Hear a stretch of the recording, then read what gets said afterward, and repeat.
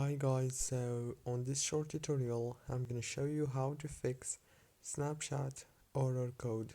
First thing, open the settings, go to the apps manager, and after that what you want to do is wait a few seconds here, scroll until you find Snapchat, click on it here, and then click on force stop, and then go to the storage, click on clear data, and now right here all these apps data will be deleted.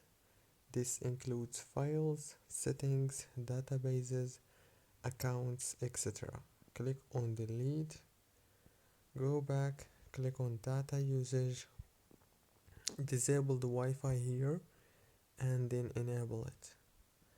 After that, all what you want to do next is turn off your phone and turn it on again. That's it guys, don't forget to like, subscribe.